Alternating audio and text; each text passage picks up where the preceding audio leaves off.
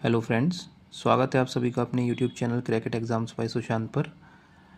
इस वीडियोस में हम रीजनिंग का इनइक्वालिटी का कॉन्सेप्ट शुरू कर रहे हैं।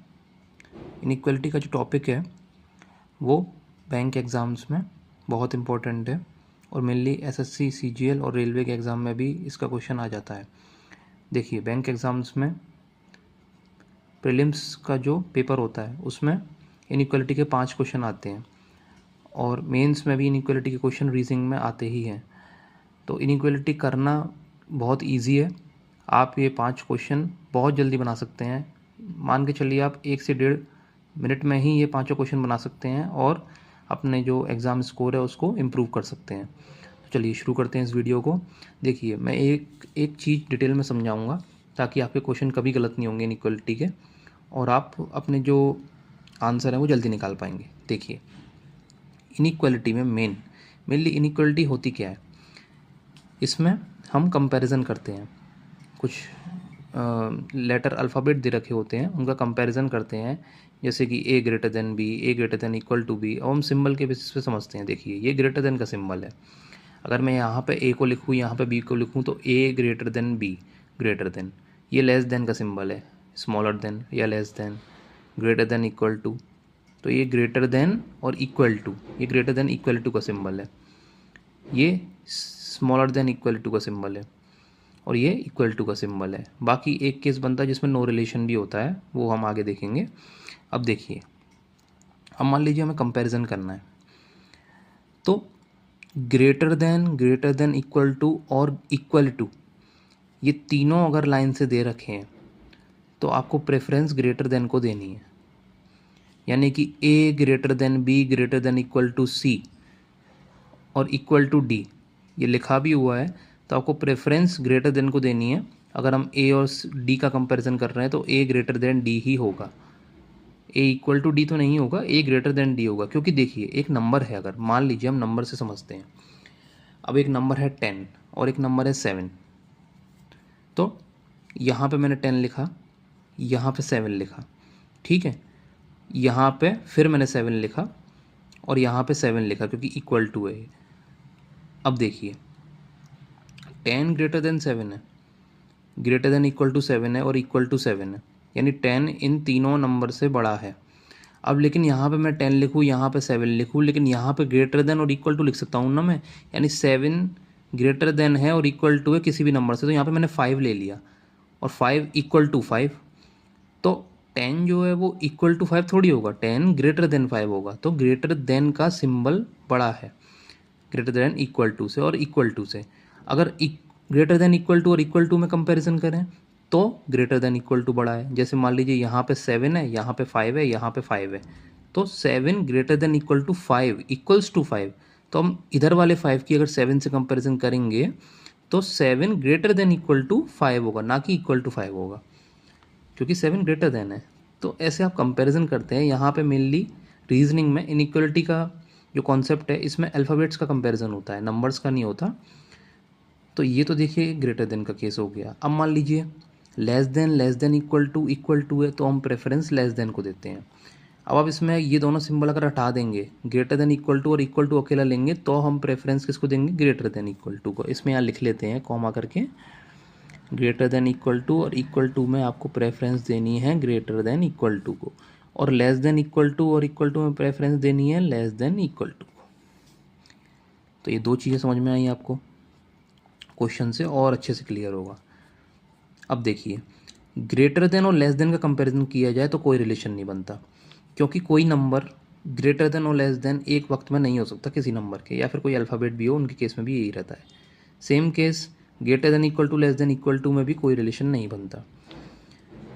अब देखिए, ये जो पांचवा छठा जो केस दे रखा है मैंने, ग्रेटर देन और लेस देन इक्वल टू, तो इस केस में नो रिलेशन तो रहता है, पर ईदर और का केस बनता है।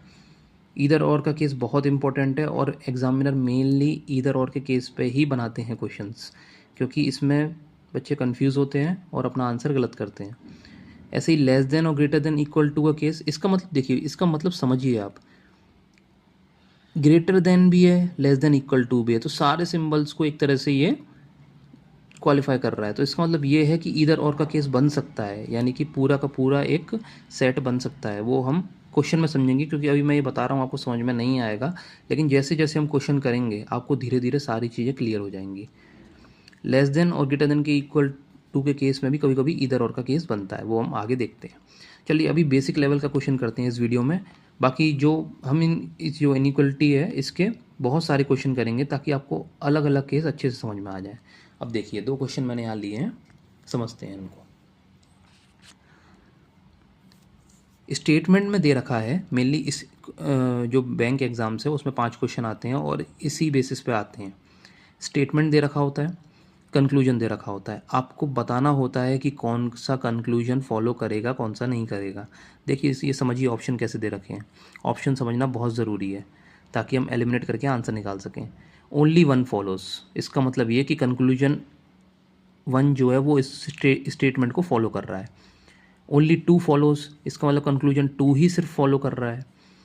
ईदर 1 और 2, ये ईदर और का केस है। मेनली ये 2 क्वेश्चन में मैंने ईदर और का केस नहीं लिया है, वो आगे समझाएंगे, लेकिन हाँ आप क्या कहते हैं ना, इस केस में बेसिक समझिए। बोथ फॉलोज यानी दोनों जो कंक्लूजन है वो फॉलो कर रहे हैं स्टेटमेंट को। नीदर 1 नॉर 2 फॉलोज, यानी ना तो 1 फॉलो कर रहा है ना 2 फॉलो कर रहा है। मेनली जो क्वेश्चंस रहते हैं उनमें एग्जामिनर यही पूछते हैं कि कौन से कंक्लूजन फॉलो करते हैं, लेकिन आपको एक चीज़ का बहुत ध्यान रखना है, आपको जो ऊपर लाइन लिखी हुई है वो पढ़नी है। कहीं एग्जामिनर ने ये तो नहीं बोला कि आप ये बताइए कि कौन से कंक्लूजन नहीं फॉलो कर रहे हैं, तो उस केस में आंसर अलग हो जाएंगे। इसका मतलब दोनों ही फॉलो नहीं कर रहे हैं। तो मेनली तो यही पूछते हैं कि कौन से कंक्लूजन फॉलो कर रहे हैं, पर आप एक बार वो लाइन पढ़ लीजिएगा कि क्या दे रखा है, क्या पूछा है एग्जामिनर ने। तो देखिए ये तो हमने समझा दिया ऑप्शन, अब इसको देखते हैं, बनाते हैं। देखिए ए ग्रेटर देन डी, यानी ए और डी का कंपैरिजन हो रहा है। अब ए और डी का कंपैरिजन हो रहा है, कौन कौन से सिंबल आ रहे हैं, ए और बी भी आ रहा है, बी सी सी डी। तो ए ग्रेटर देन बी है, B greater than equal to C है और सी इक्वल टू डी है। मेनली ये फर्स्ट केस है जो मैंने समझाया था कि ग्रेटर देन इक्वल टू और इक्वल टू में कभी भी कंपैरिजन होगा तो हम ग्रेटर देन को प्रेफरेंस देंगे। इसका मतलब ए ग्रेटर देन डी हमारा करेक्ट है। अब हम देखते हैं ई ग्रेटर देन सी। अब एक बात बताइए, देखिए ई ग्रेटर देन सी, ये थोड़ा रिवर्स लिखा हुआ है, आपको इसको ऐसे लिखिए, E greater than D equals to C. हमने इस पूरे जो स्टेटमेंट दे रखा था उसको रिवर्स कर दिया। पर देखिए फिर से वही समझ में आ रहा है, कंपैरिजन ग्रेटर देन और इक्वल टू में हो रहा है। तो मैंने बताया कि ग्रेटर देन और इक्वल टू में कंपैरिजन होगा तो हमेशा ग्रेटर देन को प्रेफरेंस मिलेगी। ई ग्रेटर देन सी करेक्ट है, यानी इस केस में हमारे दोनों कंक्लूजन करेक्ट हैं। ये हमारा आंसर हो गया, बोथ फॉलोस। इसको देखते हैं। देखिए P less than equal to Q less than R। अब P और R में कंपैरिजन हो रहा है, तो मैंने बताया था कभी भी लेस देन और लेस देन इक्वल टू में होगा कंपैरिजन तो हम लेस देन को प्रेफरेंस देंगे। इसका मतलब P less than R correct है।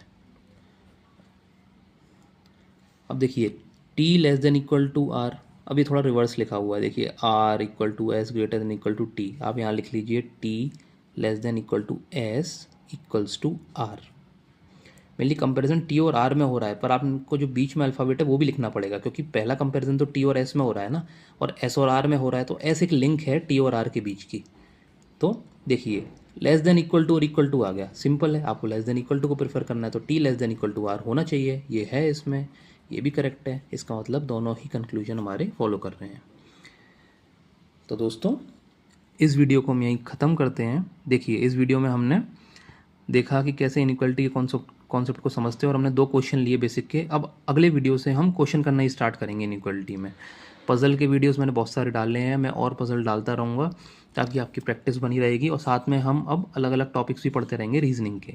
बाकी क्वांट में नंबर सिस्टम का कॉन्सेप्ट चल ही रहा है, सिंप्लीफिकेशन के क्वेश्चंस करा ही रहा हूँ, और धीरे धीरे नंबर सिस्टम जैसे ही ख़त्म होगा उसके बाद हम अपने अलग टॉपिक्स जो हैं क्वांट के, average, percentage, simple interest, compound interest, profit loss, time and distance, time and work, ये सारे टॉपिक कवर करेंगे ताकि आपकी जो तैयारी है वो अच्छी हो जाए। तो दोस्तों पार्ट 2 इसका बनेगा, इसके क्या कहते हैं ना, पार्ट 2 में हम बहुत सारे क्वेश्चन देखेंगे, इधर और के केस को भी समझेंगे।